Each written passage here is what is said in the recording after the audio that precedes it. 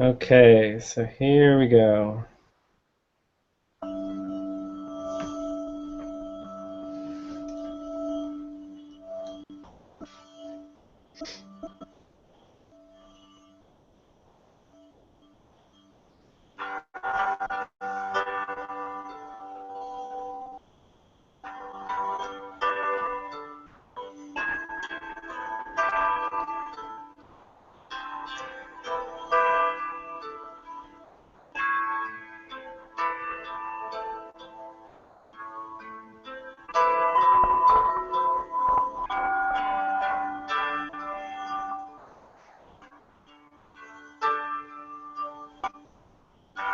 Loving kindness for all beings, from the one beyond the stars,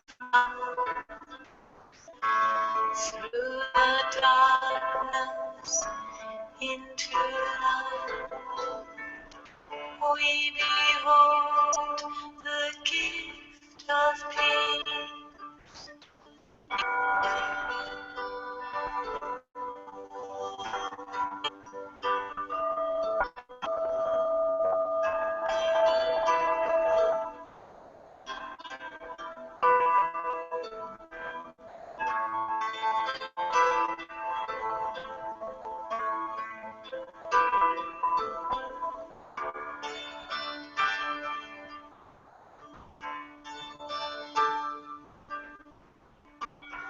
Loving kindness for all beings, from the one beyond the stars,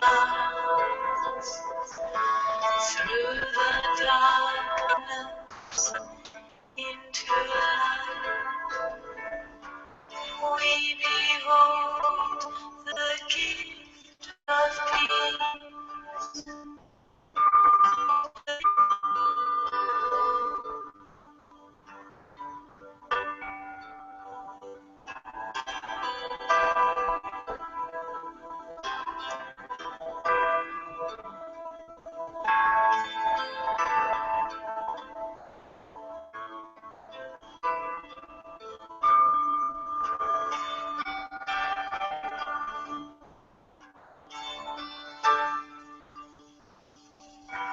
Loving kindness for all beings, from the one beyond the stars, through the darkness into light, we behold the gift of peace.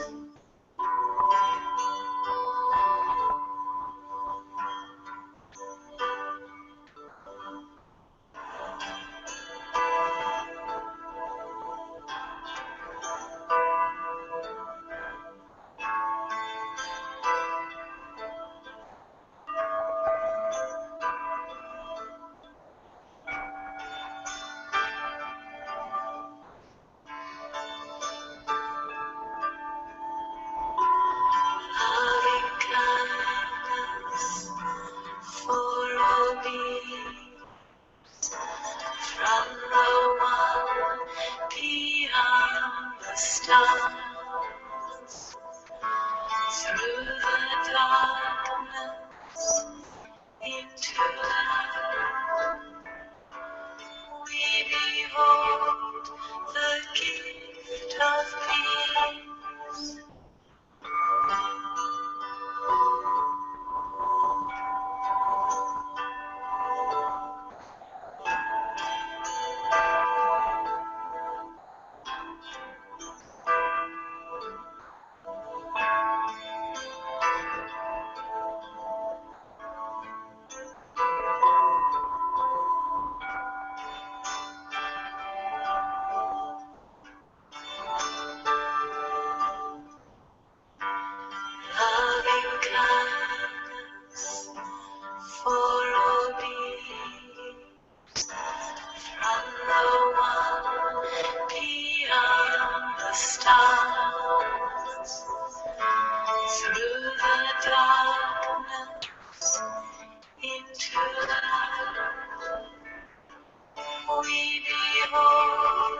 the gift of peace, loving kindness for all the world. Through the darkness, into light, loving kindness for all beings, from the one beyond the stars, through the darkness, into light. We behold the gift of peace.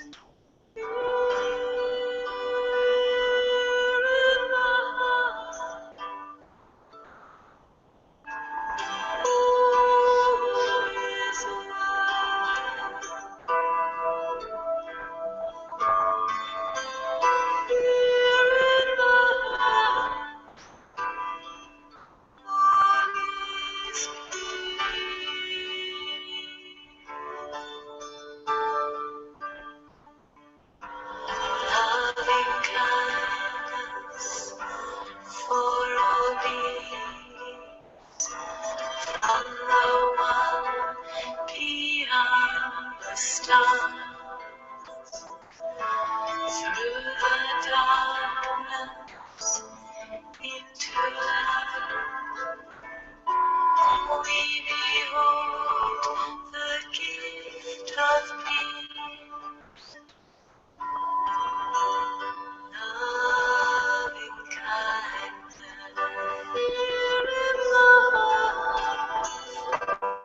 all the world. All is well through the darkness. All is peace into light. Loving kindness for all beings, from the one beyond the stars, through the darkness, into light. We behold the gift of peace, loving kindness, for all the world. Here in the through the darkness, into light. Loving kindness for all here in the from the one beyond the stars, through the dark, into light. We behold the gift of peace.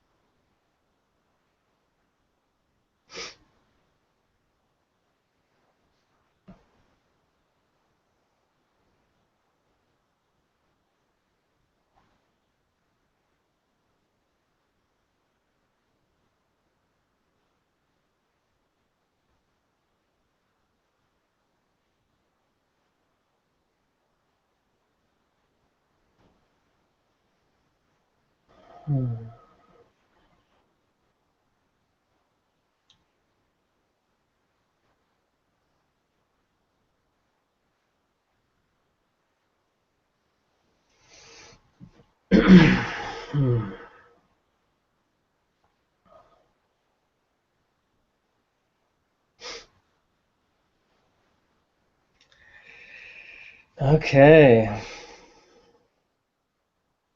That was very deep.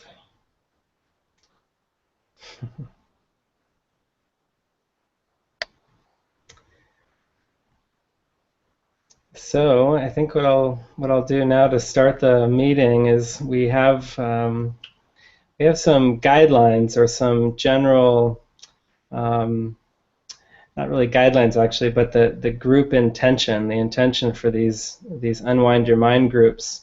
There's actually a lot of people around the country who are starting these kinds of groups around the world actually, who've been reading this book from David, Unwind Your Mind Back to God, and who it's just had an impact on. I started reading these materials, listening to them and reading them on the internet because David had and other volunteers in David's community had put all these talks online years ago that were some of the deepest talks that David had with his students back in the 1990s. These really profound discussions where people would come, his students would come every day and bring up their specific issues that they had in their lives, and they were studying the Course and wondering how to apply the Course to these various issues. And David would go very deeply into these topics with them, just really honing in on what's really at the core of all these various issues that people seem to have. And all these talks got recorded and uploaded to a website that is now online for free called Teacher of Teachers. It's actually at miracleshome.org.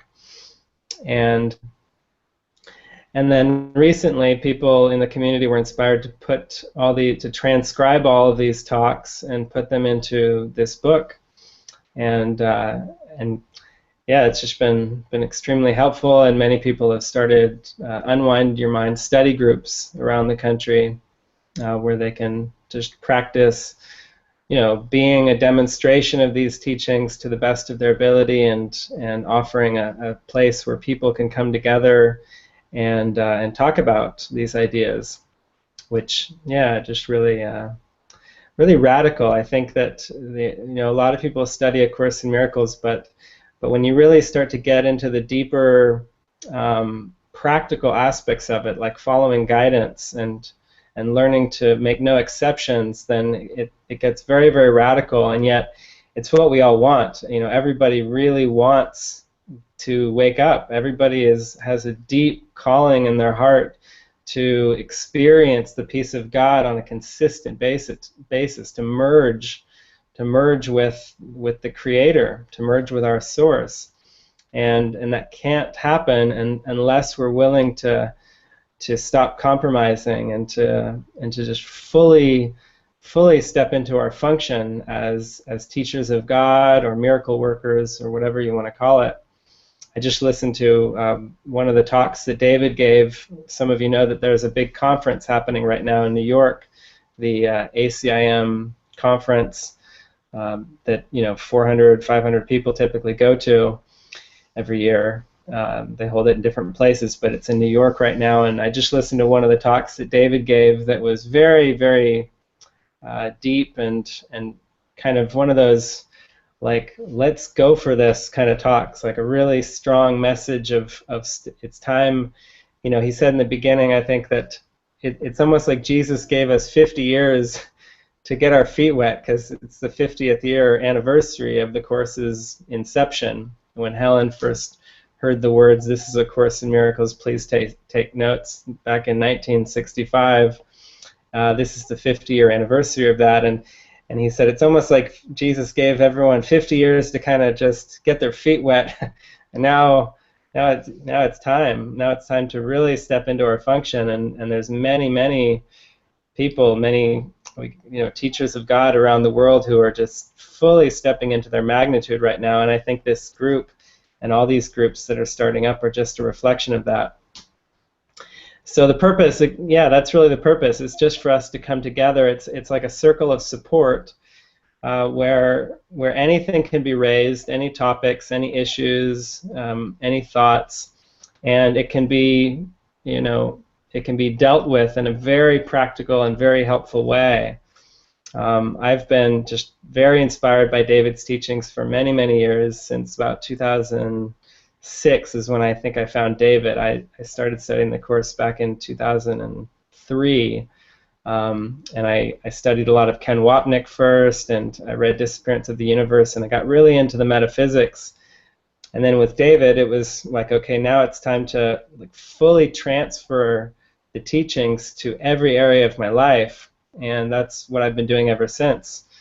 Just practicing with the forgiveness and with making no exceptions to the lessons that say, I'm never upset for the reason I think, and anytime I'm upset, it's because of a perceptual problem that I'm having, and it never has anything to do with anybody else or anything that seems to be happening on the screen of the world. And so it's just an honor for me, actually, to be in a place now where I just feel guided and inspired to extend these lessons and to extend these ideas through this amazing technology that we have now with Google Hangouts, and where we can all be in a group together, and some of us are from the U.S., some are in Canada, Linda's in Australia, and just join together in this deep purpose that we all are connected by.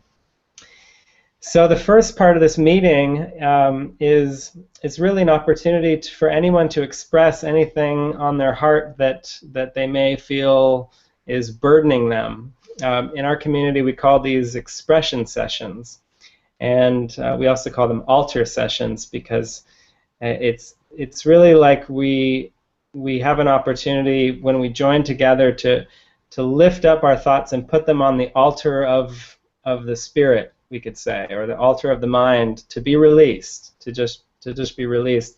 I'm not going to be offering any kind of advice or suggestions.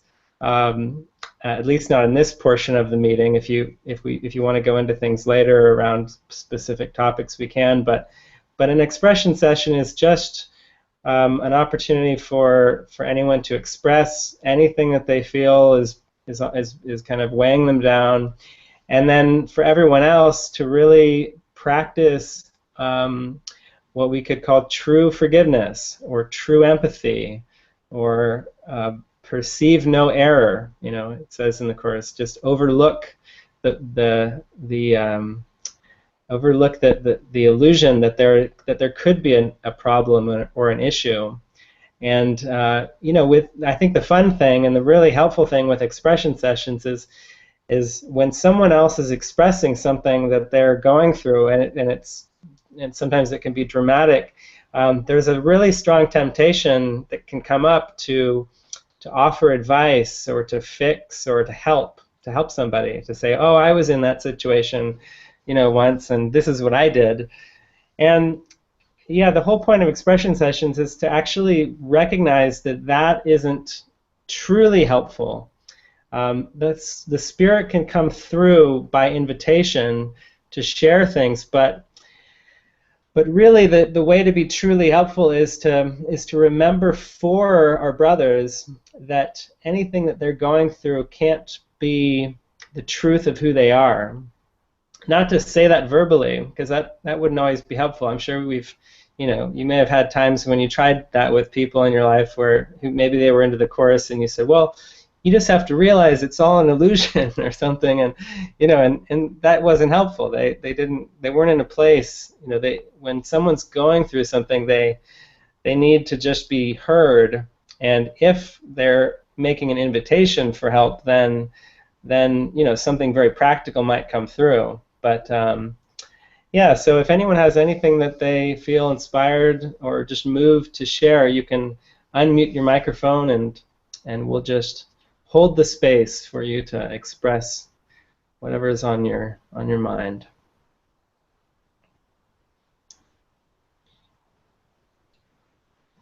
Hi everyone, I may as well because I think I've got the most problems out of all of you.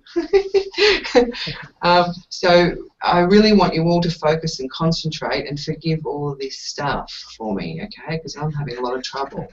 I'm having a lot of conceptual problems at the moment. And I'll share it because I'm sure I'm not the only one. It's the same ego, isn't it? So it's not like it's not personal to me. But like I suppose, well, I live in Australia and I live in this little town, and I haven't been able to find anybody here that studies the course. And I've been studying it for years, but I found this this guy that's been studying the course for a long time, and I was so happy, you know. And I contacted him, and he wanted to get together with me, you know, just to join in it all.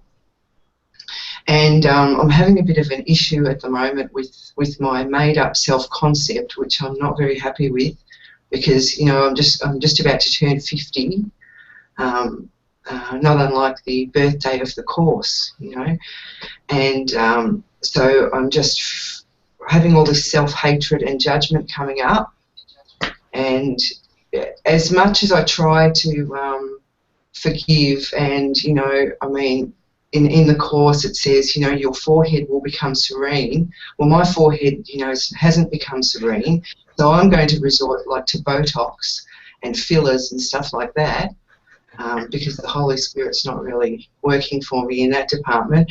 And anyway, so this guy he contacted me and he said, come over, and I just lied to him and said, look, I can't, you know, I'm going to be, you know, looking after my niece for a week and a half. And I totally lied because, you know, I've booked in my Botox and my fillers, and that won't be like till next week. And I'm thinking, I just don't want anyone to see me because, you know, I just feel so horrible. And then I just, but all the while I'm watching all of this thinking, this is just insane. This is so insane.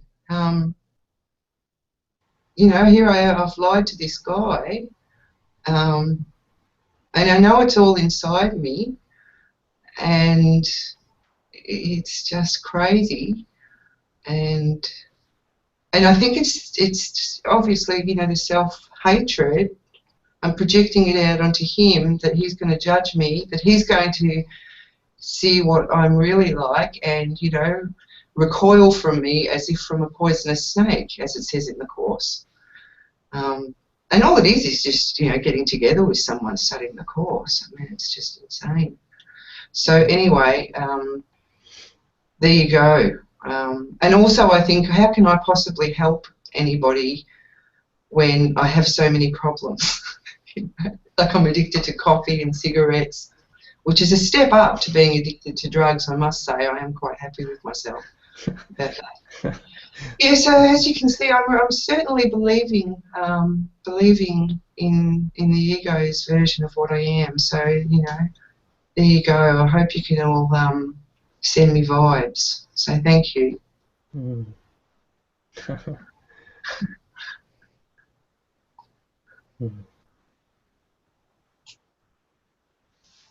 Thank you, Linda. That was beautiful.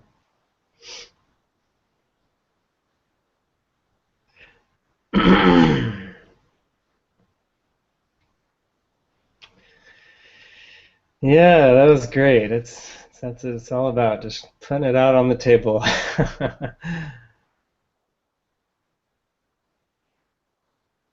Yeah, it's so helpful. And yeah, that's the thing. We all have those the same ego, so it's such a healing for all of us when any of us is willing to just expose it, just express what's there.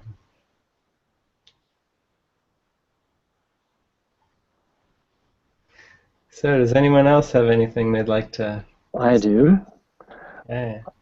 Yeah, I would just wanted to bring up that I've got an issue with a little bit of a hearing issue going on that I've never had before, and so it's I know that the Course says sickness is a defense against the truth, and so in this I would like your assistance, all of your assistance, to help me to see that this is just that, and the ego probably doesn't want me hearing any of this stuff. So that's the simple part of it. Great. Thank you.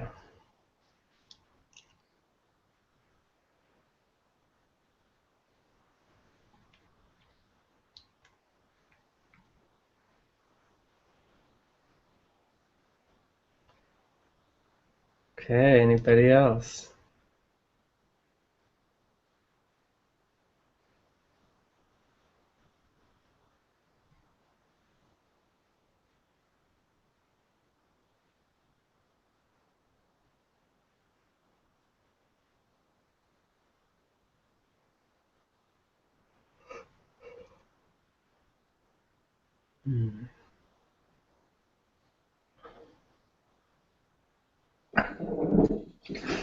Craig has something. Okay. Hey, Craig. Hey, Eric, my brother. Nice to see you. You too. Hey, Andy. I just gotta say hi to Andy too, because I didn't even know you'd be there. Great. Trying to go off for your sharing. Yeah, it's so beautiful to see you.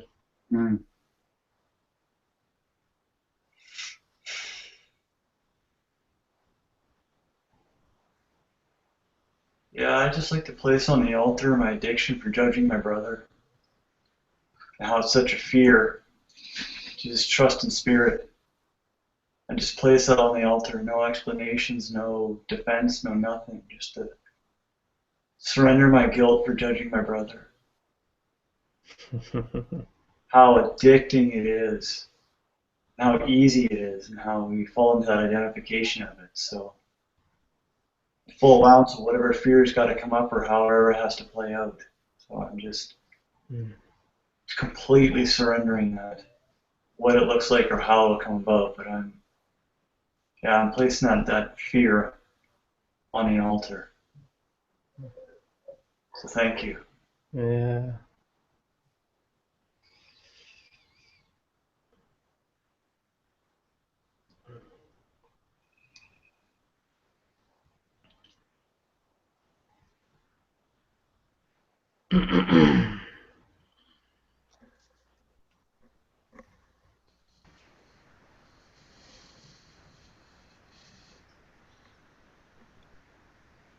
Hi all, this is Helen. Hey, Helen. Hi. I'd like to dovetail on that. And just to see how I do it from,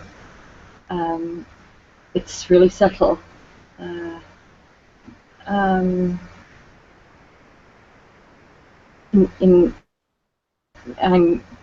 for instance, involved in this so-called kind of spiritual conversation, and I'm doing it. And just seeing the way I kind of dress it up is, yeah,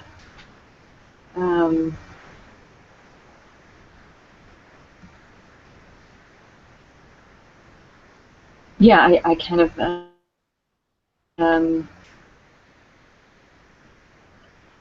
make an exception. Why I'm involved in the judgment.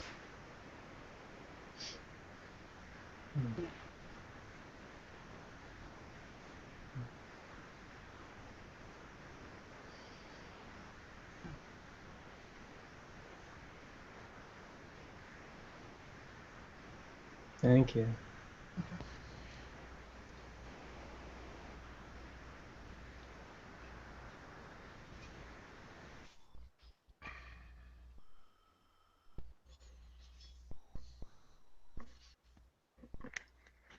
Eric, this is Michael. Hey. Just wanted to share that I'm happy to be here through this interactive experience with all the brothers and sisters. And a friend of mine who I do the course with locally here, I'm in New Jersey, by the way, on the East Coast of the United States, was having a problem a few weeks ago that was really, really bothering me.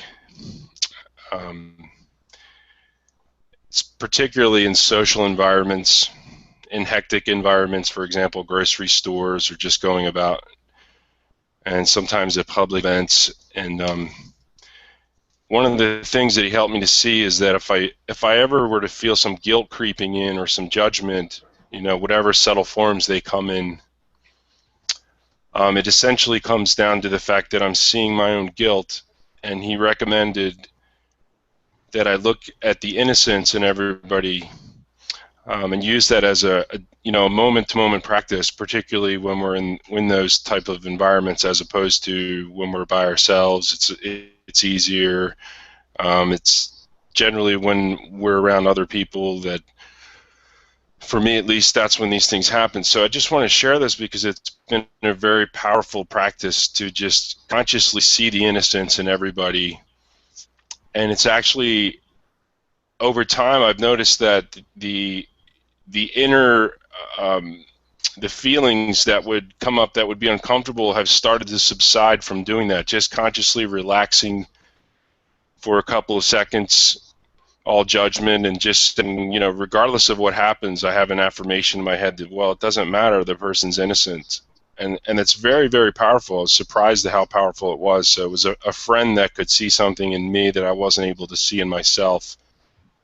And it's been such a relief, because it was making me uncomfortable to sometimes an extreme degree, and that's something that went on for years. And this is one of the things that really has allowed that to relax within me. And even though I knew it was coming from in me at some level, that doesn't necessarily mean we can always see it. So I'm glad that a friend was able to point it out for me. And now it's just become the most powerful thing I do, is to just consciously see that everybody is awake in the moment and everybody is innocent. And I'd love it if anybody were to benefit from that. So just would like put that out there. Thank you.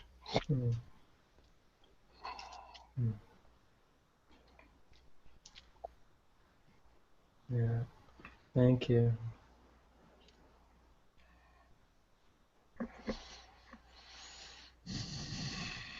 Yeah.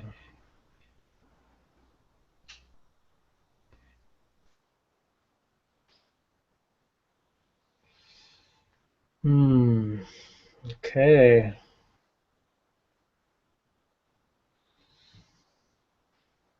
Anyone else have anything else before we open it up in a different kind of way? It's all the same, really, but we have a...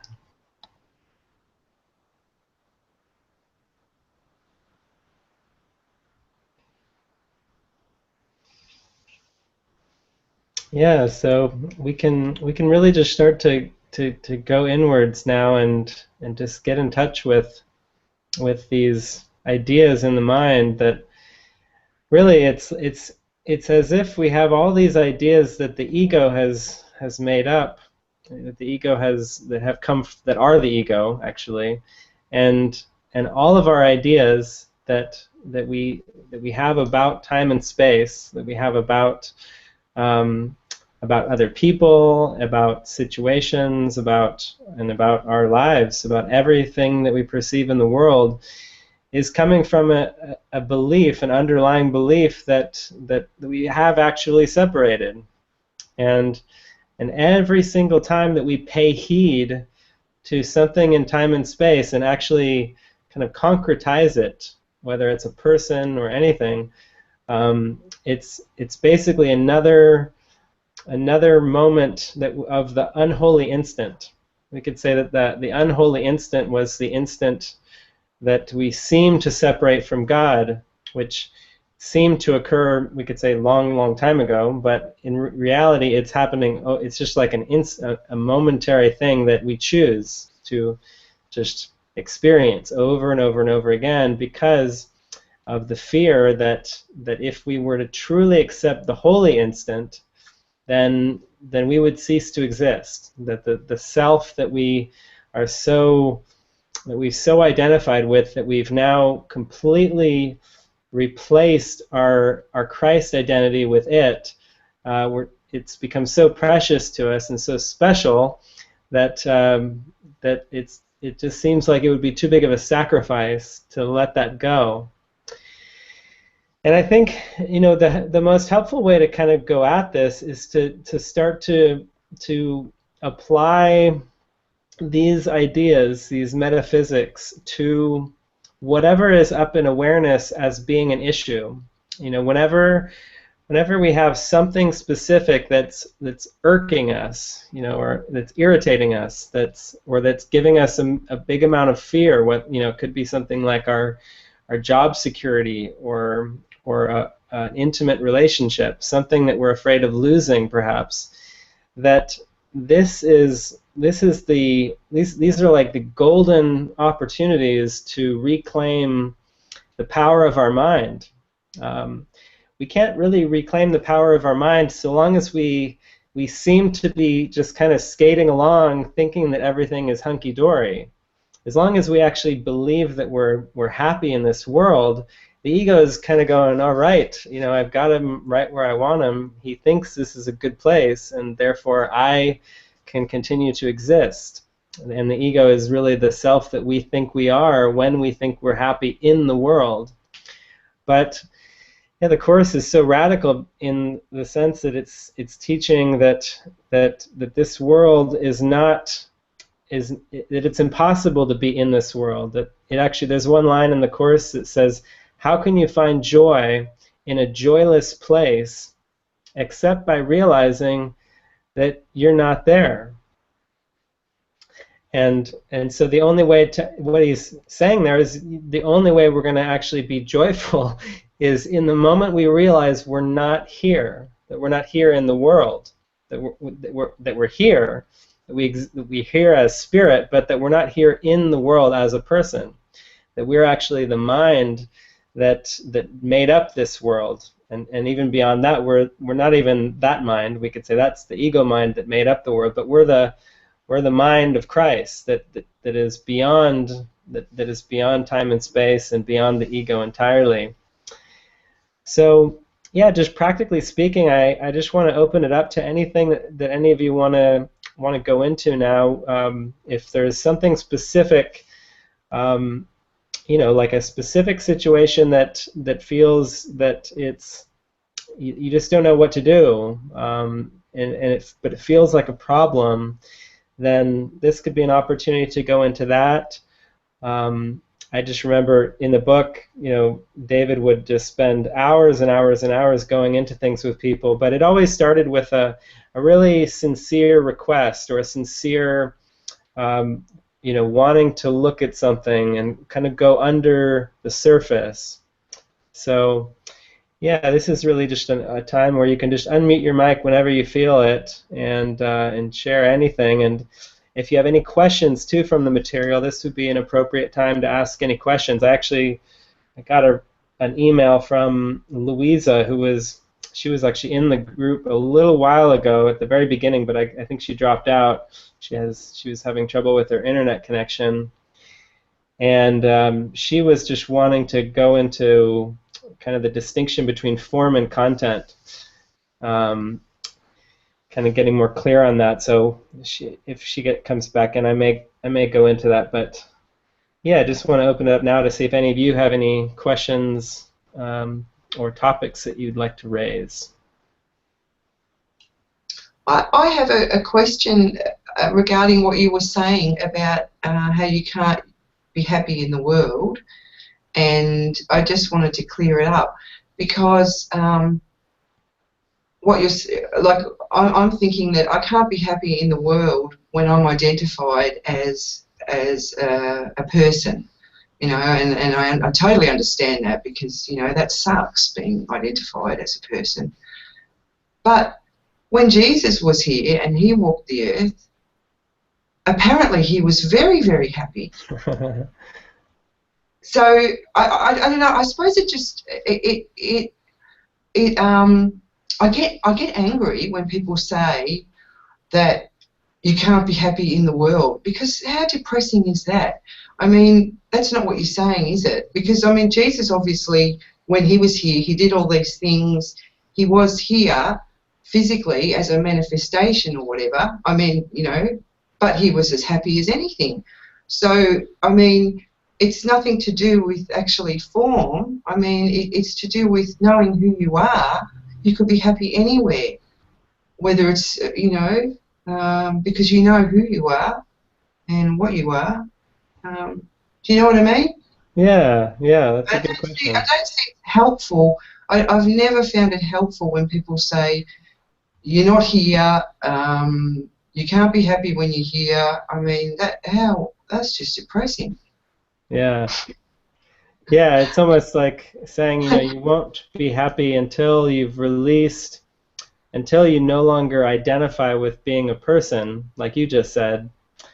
But we could say that when you get to that point, when you no longer see yourself as a person, then you will also at the same instant see that you're not in the world.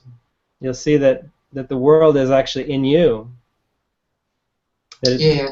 It's a projection that you're just viewing, but you're not actually in it or a part of it at all. But, you know, that could seem like it's really like a high goal, like that's so far off, like, oh, that's depressing, like that's going to take, you know, forever to get to the point of seeing that I'm not in the world. But we could say that also, I think, you know, a more practical way of approaching it is just that moment by moment we do have a choice of identification. We're choosing moment by moment whether we're listening to the ego self and thinking that that's who we are, you know, listening to the ego thoughts and basically thinking of them as being my thoughts, or we're listening to the spirit, and the spirit is guiding us to is an undoing of the ego, that is giving us very practical guidance and very helpful ideas and very loving ideas to remind us that we are not the dream character, but that we're actually the dreamer of the dream. There's a section in the course all about the dreamer of the dream, and there's also a section called the self versus the self-concept. And what we want to do is begin to identify with, well, we will identify with our true self once again, and it's just really about an emptying out of all the self-concepts that we've identified with. You know, being a mother or a father or a sister or brother or a worker, ultimately all the way back to being a human being.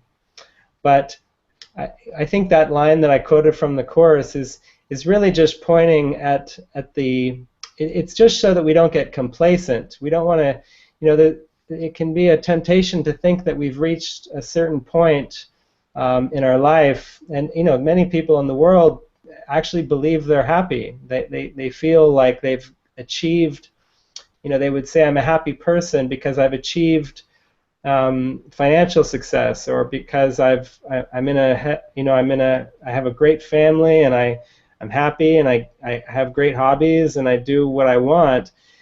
But if you really were to, you know, spend time with that person, you would see that their happiness is very up and down, that they seem maybe in general like they have a happy face, but what I'm talking about is a consistent happiness that comes from just an ultimate place of knowing the truth about who we are, and that kind of happiness is really beyond all conditions and all you know, all hypothetical situations that we may think that we're in. And so, yeah, it's just a very deep, you know, taking it all the way back. But I think that along the way, we definitely experience moments and glimpses of that happiness. We just want to be, you know, be, going all the way with it, and not stopping, not being willing to compromise for kind of a partial happiness, or a happiness that is still dependent on anything in form. We want a happiness that's consistent, and it's perfect and eternal. Yeah, I agree with what you're saying, and I think I totally listen to the ego's version of the course through most of it, because to say that you can't be happy in the world, it's like the world is the problem, and and I did at one stage think, well, if I leave the world and get rid of the world and the body, then I'll be okay, then I'll be happy. But it's not the world that's the problem, because the world's neutral. So it's really, I think you can be happy in the world because the world's neutral. But happiness has got nothing to do with the world. Maybe that's the... Anyway, I just... Yeah, you can seem to be in the world. I would say, like you will, in the moment of true happiness, the body still seems to be in the world, and yet there's an experience that the world is actually in me. And that's the turnaround. That's the flip. It's just a flip where you just see that you're not in the world, because that would mean that you're like a little person inside this big world that surrounds you, that you're at the mercy of, that it could, as long as there's any sense of being inside something bigger than you, then there's necessarily a fear that you could be crushed by that world, that you could be affected or hurt. So the deep message that Jesus is offering is saying that, no, you think you're in this world, and the world isn't the problem, but thinking that you're in the world, that's the problem. It's your thinking that's the problem. Just like if you have a dream at night and it's a nightmare, and you actually believe that you're in that nightmare, as opposed to being in your bed, then that's a problem. And we just need to be willing to go for the correction of that problem. It's not with the world that's the problem. It's just that the thinking of the world is the problem. Yeah, thanks, Eric. Yeah, that makes total sense.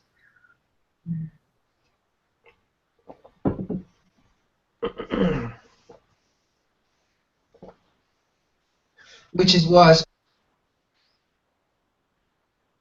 Oh, go ahead and unmute your microphone again, Jeff. I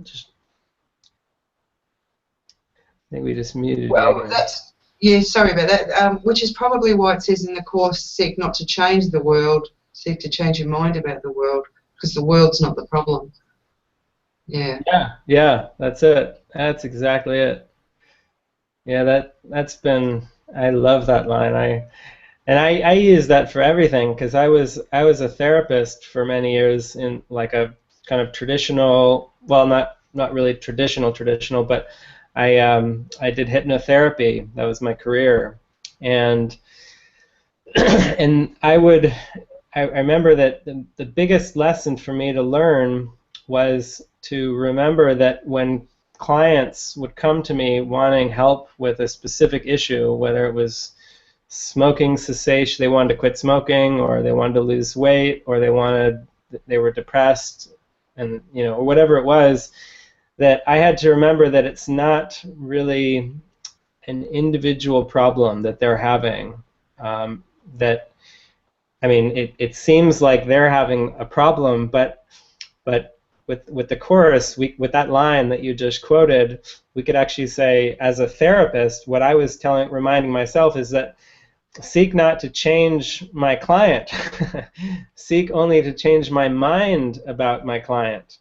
That it's not really that the problem is in them, but the problem is in my own filter that I'm looking through, that could think that a personal problem is even possible. That's really that's getting down to the core of it, is beginning to question the idea that problems are personal, and that a person could even have a problem.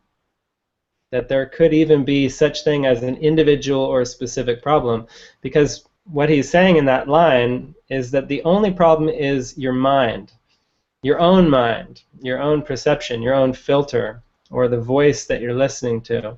So seek not to change the world, seek not to change anything in the world, seek not to change anyone in the world, seek only to change your mind about whatever you're perceiving.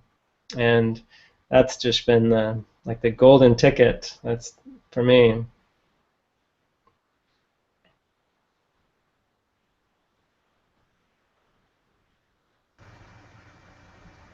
Can I ask Eric? Yeah. I'm just starting out as a therapist. Were you able to continue as a therapist? Is that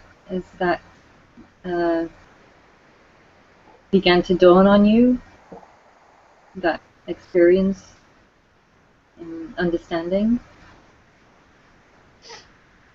Yeah, I did continue with it for a time. I think what happened was I started to I did start to outgrow it, though.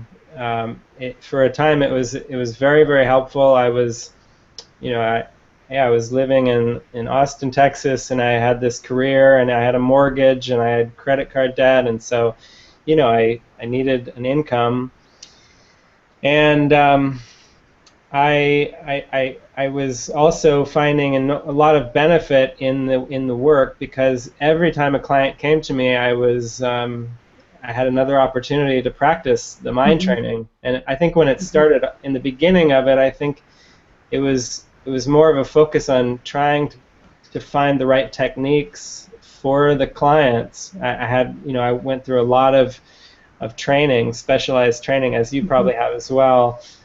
And then I gradually, as I got deeper into A Course in Miracles, began to just see that it didn't really matter so much what my technique was. It was just about how I'm perceiving them. That's where I think there's even a line in the psychotherapy pamphlet that Jesus also dictated later, where Jesus says that healing occurs the moment that the therapist forgets to judge the patient.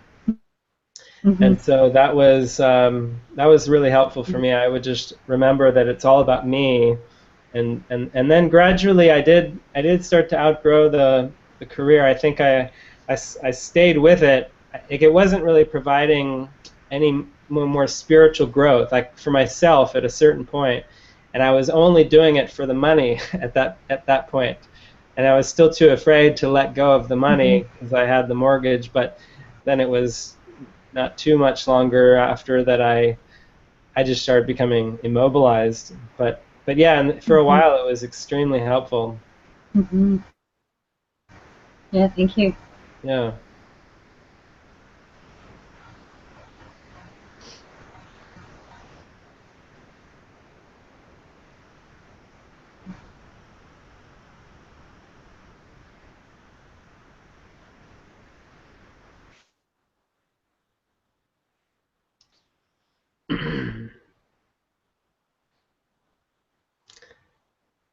Okay, anyone else have any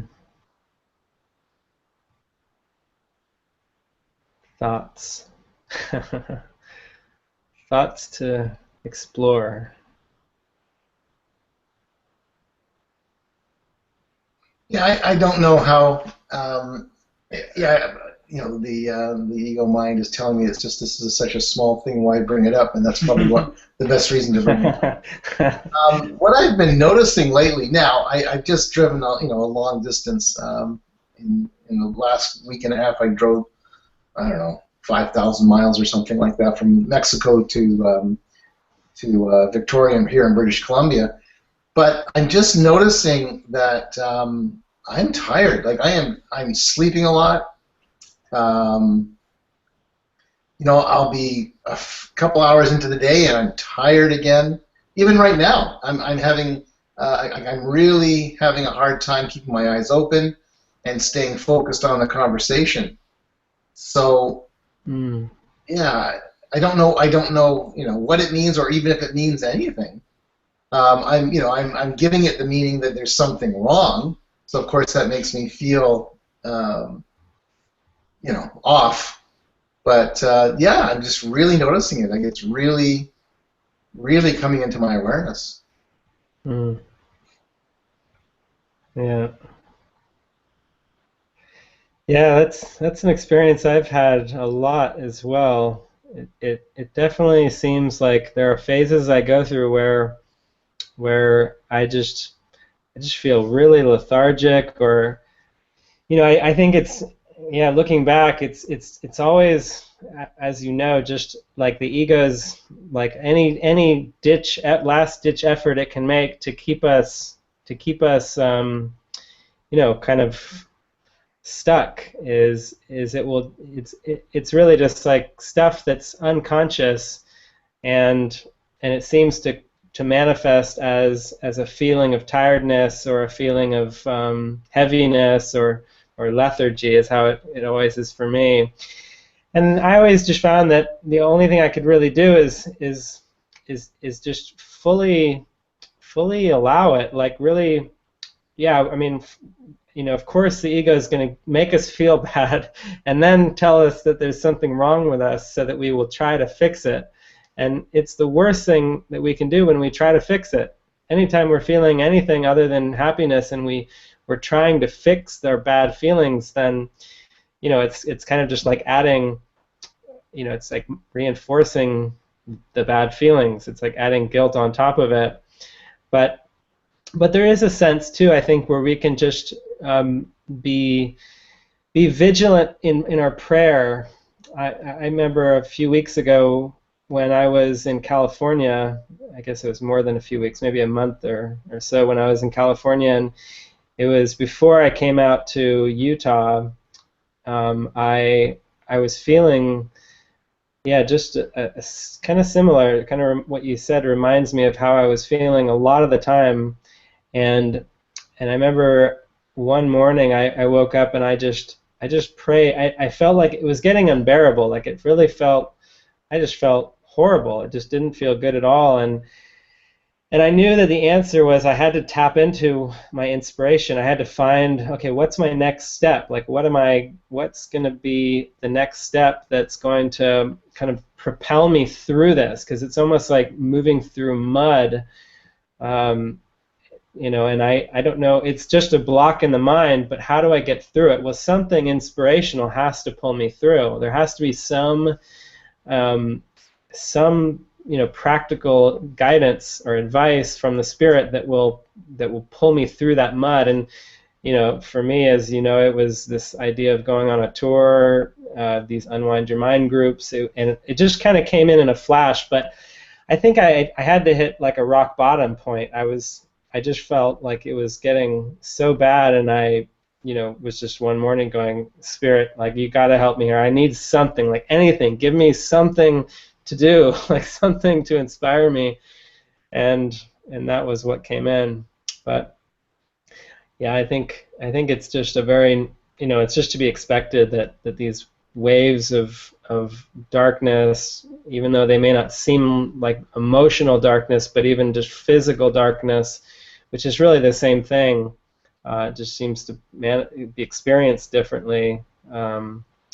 That those things are going to arise. They have to arise. It's almost like our mind is a big long pipe leading back to God, and there's all these rocks in the way of the light of a clear channel. So the rocks are just coming down the pipeline into our conscious awareness, and we just have to do everything we can to stay focused on letting them pass through, and not noticing the temptation to kind of dismiss them or say it's nothing, and try to we just want to be really vigilant with whatever we're experiencing, and that's what's always been helpful for me, at least.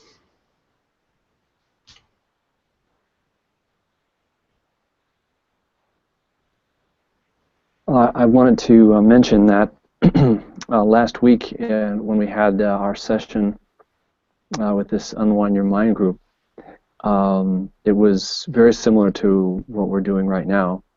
And but that night, I woke up during the night, and there was a period of an hour or more when I was half awake, half asleep, that the experience was one of being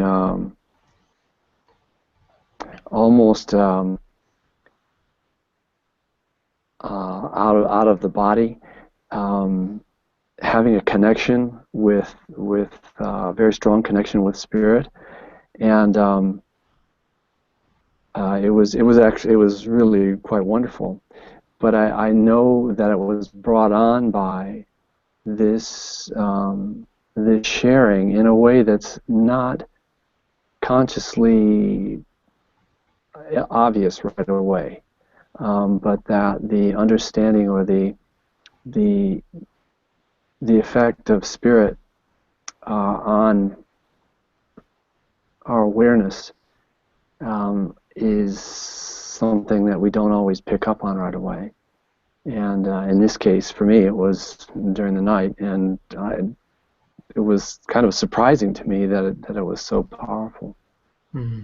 But this is a very powerful tool. This experience that we're having right now, this sharing, this unwinding the mind thing, I think is really a blessing. Mm-hmm.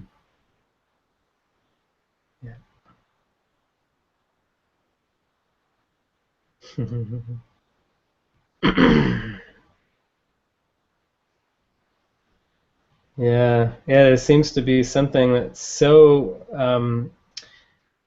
kind of accelerated or for the healing that occurs when we come together like this, just by the intention. And I know ultimately we would have to also recognize that it's not really caused by anything in form. It's not really about coming together. That's not really causative, because nothing in the world, nothing we do in form is causative for our healing. But it is just a powerful reflection of our own desire. It seems that when it says in the Course that there will come a point on our journey when mighty companions will accompany us. And yeah, that was when it really sped up for me, when I was called to go to a devotional retreat with David and the Messengers of Peace and start to just open myself up to being truly seen by another person. It's not like, ultimately people are illusions also, but I don't believe that yet. We don't believe that yet until we have fully disidentified from being a person. Then it's very helpful to join with those who seem to have the ability to hold us in truth and to see the truth and see the innocence in us, and who are willing to be uncompromising in their speech and their way of being with us, their authenticity. This world is full of people pleasing, and what these groups are about, and what our whole global community is about, with that has been kind of inspired by David and many others as well. Like, we're all going deeper into this Christ experience of seeing that people pleasing is not helpful. It never serves to try to please a person and do what you think would be the right thing or the nice thing to do or the kind thing, if it's coming from like a trying, for some ulterior motive, which the ego, of course, wants to be liked, it wants to be respected, it wants to keep people, it wants to keep a sense of special love from others. And yeah, when we come together like this, it's an opportunity to practice just being authentic, just saying it as it is, expressing our actual authentic thoughts. It's not always helpful to do that, with everybody. I think that when we go out in the world, we want to be authentic, of course, and we want to be as real as we can. We're not always going to be guided to express, we wouldn't necessarily go up to our boss and say, "I hate this job, you motherfucker." We wouldn't necessarily express our private thoughts to someone who wasn't going to be able to, handle it. That just wouldn't be helpful. There wouldn't be any helpful purpose in that. But when we do so in a group like this, where the intention is very, very clear, and the intention is over the overlooking of error and the practice of real, authentic forgiveness, the kind that doesn't attempt to forgive someone for what they did or didn't do, but that sees that nothing happened, that sees that the truth is real and that everything else is unreal. Not to go into a ghosting and saying, well, it's all an illusion, but an authentic experience of that, of forgiveness. That there's nothing more powerful. That's the end of the road for the ego. You're getting close to the finish line when mighty companions start to surround you, and you're finding yourself called to be in these kind of relationships. Yeah, I think the triggering thought, actually, and I remember that now that you brought it up. One of the triggering thoughts of this event was what we seem to experience in the physical, like this meeting, is actually a manifestation or a form of that deep desire to be in truth, to awaken. And that's what was coming up. Yeah, I couldn't remember that, but that was right. That's exactly what it was. Mm. Mm-hmm. Yeah. Good stuff. Good stuff.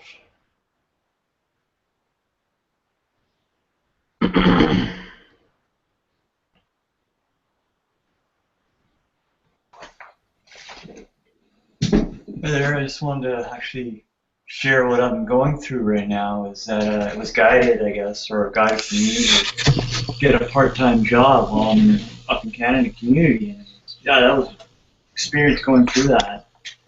And I put like full intention into this job, but it just came so clear on Friday, like this job I'm doing just sucks. Like I hate it. Like it's just deadening to me now. And I expressed that to my boss. Like he said, don't tell your boss the job sucks, but I have actually expressed that to them. And they're loving people, they're amazing people. Yeah, I do not like this job. And yeah, I didn't know what to expect or what to do in this.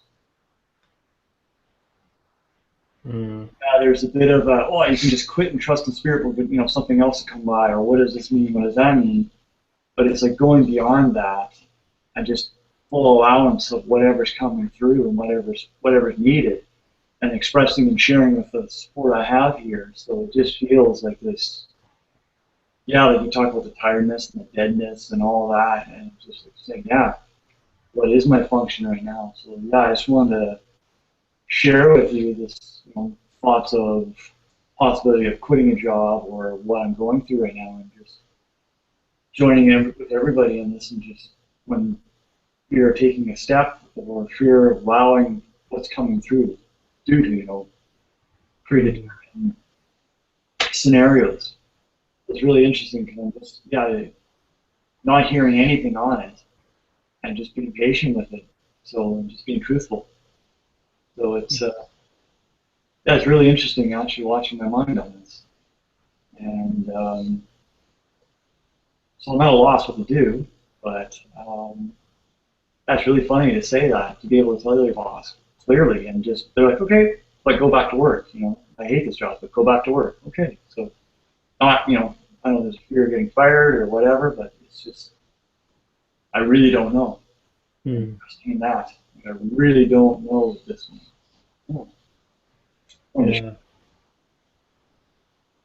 See what comes about with it.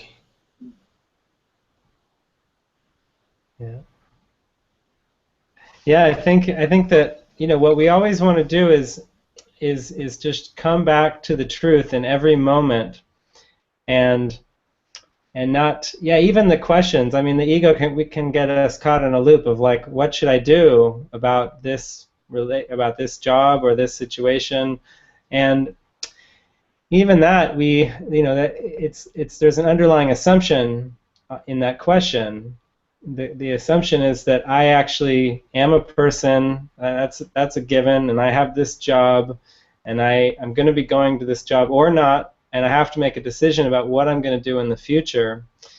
And one of the things I noticed that David would do with many of his students back in the 90s through this material in the book is he would just have really to say, let's question it all right now, and look at this pattern of what he called hypothetical thinking, which we could say is just this thought that there actually is like this hypothetical situation that in the world that I am a part of, or that I could be a part of, or that I could choose to not be a part of in form, and just be willing to question it all and say, well, actually all that matters is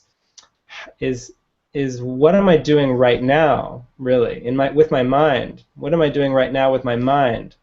Not what am I going to do in the future with my body and whether it goes to a job or not goes to a job, but what am I doing right now in my perception, in my thoughts, and being open, because of course, I know that can also seem a little bit like, well, that's a little high, and that's a bit up there, and that's a little beyond like the way I'm feeling right now. But that can often be the solution. Is the first step could just be going, well, I'm just going to be here now and just watch and see.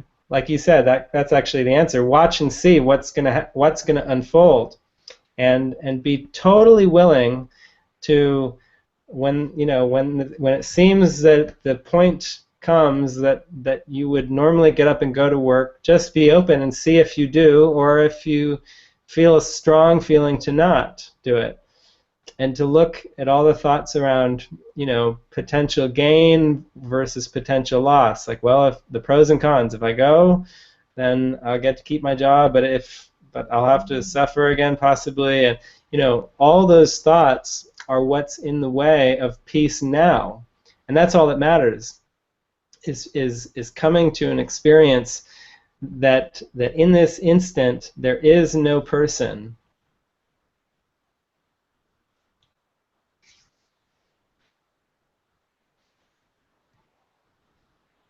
So yeah, we could, if you want, we could go into that. We could just kind of join in that that kind of an inquiry, and yeah, just get, because it's really just about saying, okay, there's definitely some assumptions, and these assumptions, they seem like they're pretty real. We don't want to metaphysically ghost over them, but we just want to, if there's any feeling of unsettledness now, then we can just start from like the very basic assumptions, like the basic assumption of, well, I think I have to make a decision about whether I'm going to go to this job or not. Well, maybe that could be the first one to drop. That you don't have to even think about a job in the future. You don't have to pretend like there's something called a job that is going to happen or not happen. But just to look at each and every one of the little basic assumptions, the most practical ones, and just start to, that's what Unwind Your Mind is all about. It's like, start with where I am and get unwound little by, just in a very, very practical way.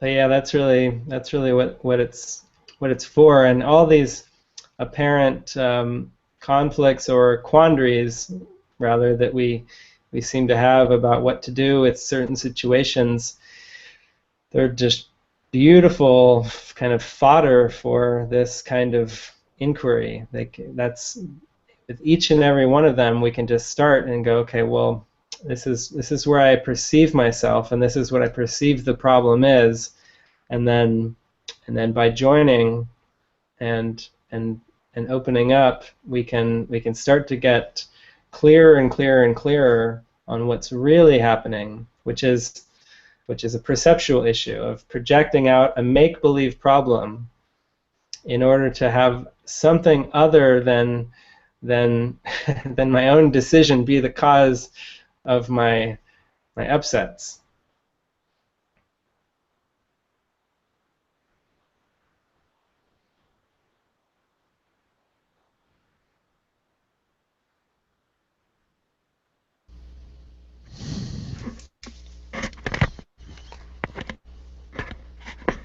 So Eric, one of the things you're talking about that I found to be helpful is because I have the same kind of problems with you know, the work, you know, whether we're labeling it as work or you're at the job.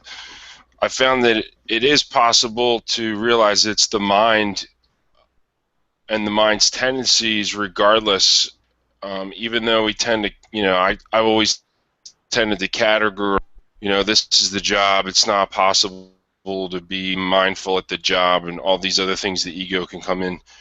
But I found it that if I'm conditioning over time through doing the work in the course, what it really comes down to is whether I'm looking at my mind, so to speak. I think that's actually quite literal. You're actually, you know, I used to very often just be going through my world for most of my life until maybe I started to do some of this, until I started doing the course and other spiritual practices like meditation. Before I was aware of all these things, I was looking at my mind. I was going through, I wasn't in the world even then, but I was looking at my mind for almost my entire life, which means I wasn't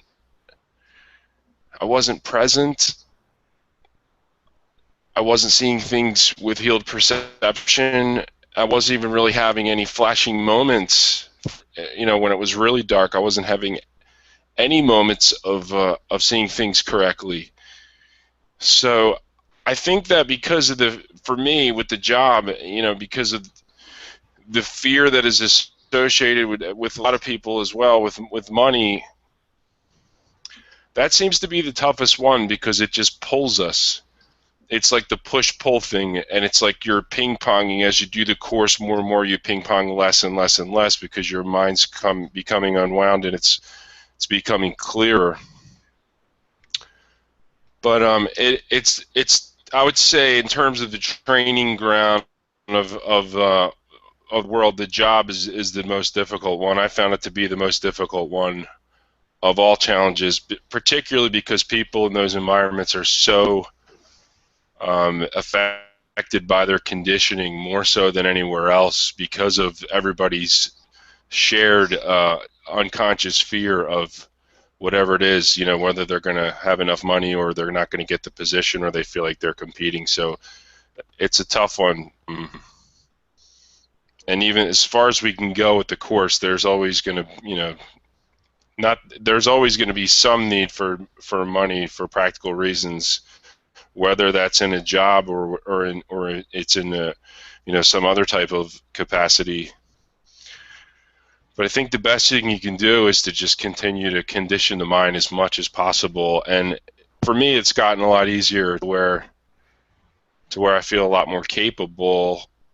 And I've also realized I've actually am experiencing the transformation of environments, you know, that I used to really have problems with, confident enough to go into the same environments and seeing, not just seeing them, but experiencing them completely differently. So that was, you know, and that was a tough thing to accept for a while, but that's ultimately, after enough pain, that drove it. So I sort of kind of took advantage of that pain, I guess, not judging it.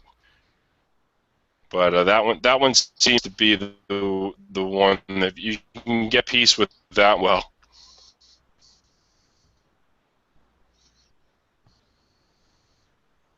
Yeah. Well, it's really uncompromising, you know, that where it's going to a place where it's actually, you know, we're actually being led to see that the idea of having a job or having an area of life called finances and money and survival is the same as everything else. It's it seems, we could say it seems like survival is a core issue. We could say that that's like, we seem that is the core issue actually of the ego. It wants to survive, and so as we believe, in having a body and a body that needs food and water and shelter and so forth, then of course that seems that's going to be just another hook, another way that the ego's thought system seems to hook us. But we have to start to question too that this idea that it's always going to be that way, or that we're just going to have to kind of deal with it in some way. It definitely seems like we're going to have to continue to do this. But what I'm offering now is really just like this, an opportunity to go all the way back and say, well, actually, all that matters is this instant, this moment, and which thought system I'm choosing. And we don't want to compromise in that at all. We don't want to say, well, okay, I know the ego is real, so I'll just kind of deal with it. We want to really come back to see that there is a choice available to us, which involves no compromise at all, in which we can be totally free in this instant, and we could say that choice is really just the choice to be guided, to be guided right this instant, to trust that whatever we're going to be doing, whatever whatever is going to be truly helpful for our mind, we will just find ourselves being moved. It won't even require effort. We won't even have to force ourselves or make anything happen. It will seem to just happen, but we can't just kind of try to have that experience. It requires that we are very vigilant with our thoughts. We have to be extremely vigilant in looking at the thoughts and looking deeper and deep. There's so many layers. Like it just goes on and on. The ego seems to be a very complex system of layering thoughts on top of thoughts, on top of other thoughts, it just goes deeper and deeper.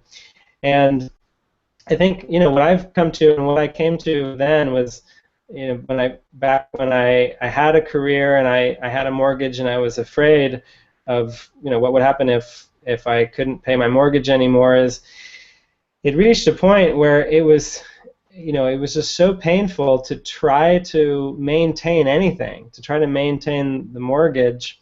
And I felt so much of an attraction to the Course's thought system that I saw that if I were to apply this fully, then I don't care what happens. If I give my mind to this without any compromise at all, and that was my question to David. I remember in the early days when I was starting to question my career and question the idea of having a career or having a job, I would email David and I would say, I'm reading lines in the Course here, David, that say, there's a section in the Course called the Promise, that if you accept his one function as the only purpose that you would fulfill, nothing you need will be denied you, everything that you need will be given you. It's basically saying that if you accept this purpose of forgiveness and apply your mind to it 100%, then everything that you truly need in this world will be provided. And it will not come because of efforting or striving or trying to figure anything out or planning. It may still seem like your body's active, like you're doing whatever you're doing, but you really can trust that if you focus on forgiveness and on questioning your thoughts, questioning your beliefs, questioning the belief that you actually have needs in this world, even questioning that, questioning all the way back to the deepest core belief that this world is actually possible, if you're willing to go all the way with it and just keep practicing that moment by moment, then it's truly miraculous how things just seem to be given. Life just seems to unfold. It's like we have to make the commitment first, and then it's almost as if the universe conspires to help us. There's that line in the Bible where Jesus says that the messengers are worth their keep.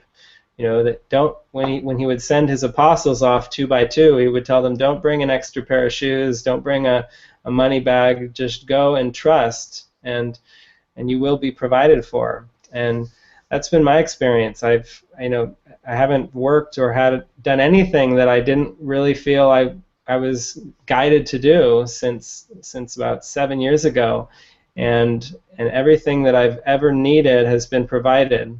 And it seemed to come from people, it seemed to come from community. I've spent a lot of time living in community, and then times when I wasn't.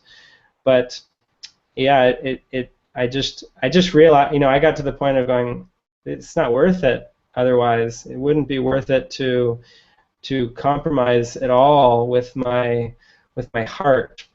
And I think we all just need to, kind of feel into where we're at, like how deeply we want to take this course. But I think all of us actually want to go all the way. That's why we're all here. We want to go all the way into the kingdom of heaven within, and not pay any heed to this world any longer, because it just doesn't have anything to provide us with that's truly valuable. But it is a gentle path of gradual unwinding, and everything that's necessary just comes. But when our mind is focused on the process of healing.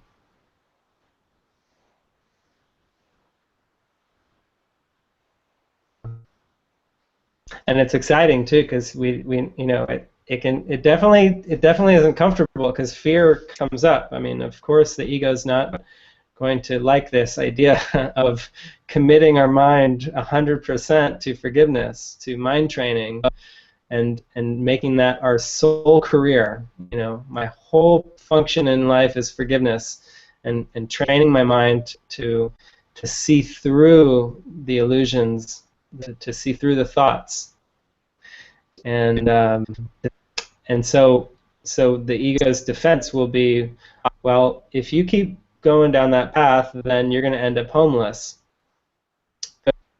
But yeah, it's never happened to me. I actually was willing. I felt like even if I have to become homeless to follow this path 100%, I'm fine with that. And I have to keep kind of coming to that too, because I never know. I mean, I can't depend on anything to stay the same. It's like I'm here in the house right now, and I seem to have enough food and water, and I still seem to need these things, but it could all be I could be asked to leave tomorrow, and I could be off and having no sustenance that I can perceive, in the future. But I just feel like, well, what the worst thing that could happen is if that's just being homeless and having to just walk about the streets like Peace Pilgrim did, well, that would be fine.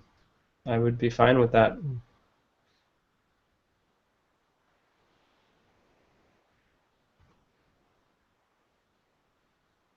So, unless anyone has anything else that's really pressing, I just looked at the time and saw it's 9:30, and it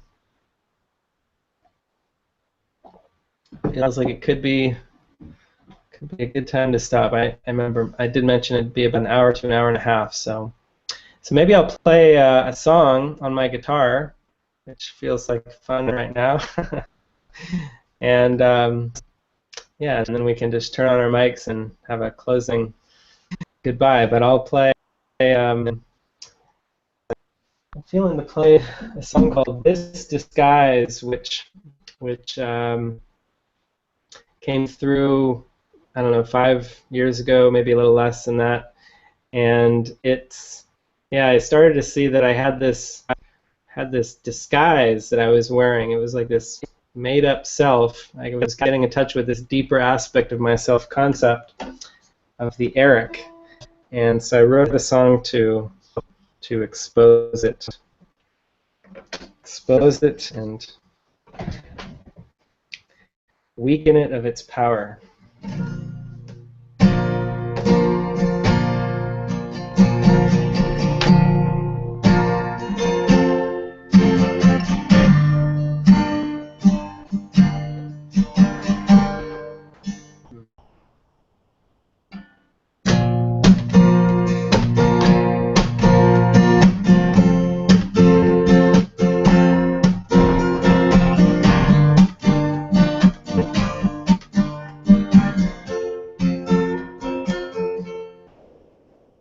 Sometimes I take myself a little bit too seriously. I fall into the trap of thinking that I know what's best for me. I wanna be famous, yes, I wanna be loved by you. And I still believe I know how best to make my wish come true. But now I'm seeing I've been wishing on nothing but a falling star. An empty dream that even if it could come true would only stop my heart. I know I still got some jealousy inside, and this dream has been away from me to hide. But it's only 'cause I thought I was alone I put on this disguise. But it's not true that I'm without you, 'cause your heart is in my heart, and my heart is in your heart, and I feel you moving through me. Yes, I feel you moving through.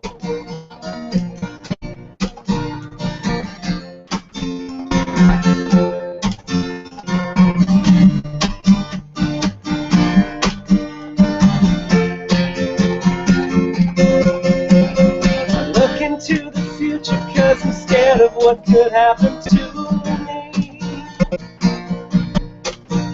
And I wanna keep pretending I can't understand this mystery. I know I've got a lot of arrogance and pride, and this dream has been away from me. But it's only 'cause I thought I was alone I put on this disguise.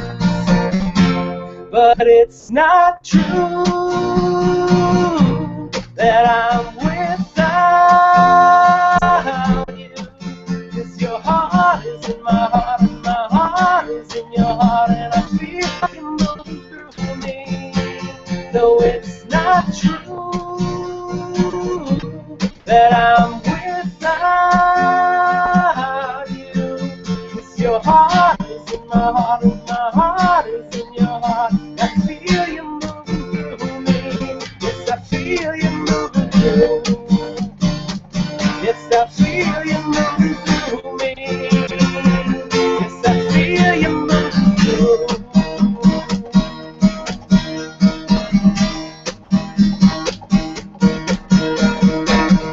I've got to let go and be true to who I am. I've got to trust you and let you lead me by the hand. I've got to let go of my arrogance and pride. Just let you love me. I don't need this disguise.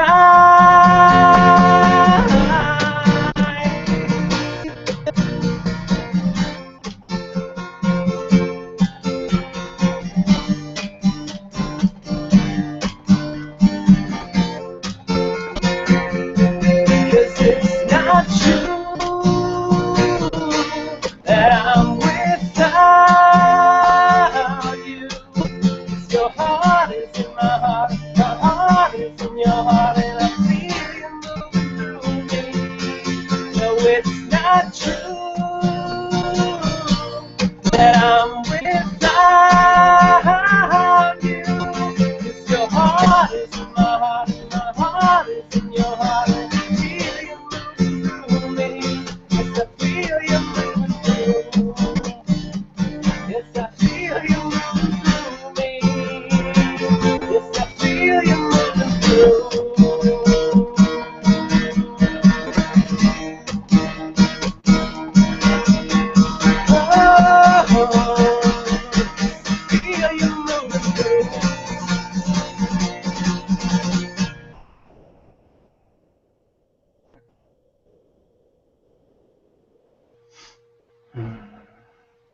10 now.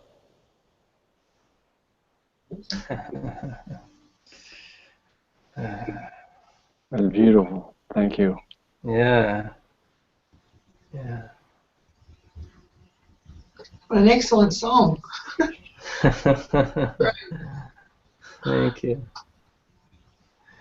Yeah, I thought so too. I just had a lot of songs start to just kind of come, and I'd written a lot of songs before, but some of these ones that came after letting go of my career and just saying, okay, I'm all yours. They just came really easily, and they were just very very profound for me. They were lessons I needed to just keep repeating. Every time I sing them, they just get kind of stronger and stronger. So thanks for the opportunity to share with myself over and over and over again.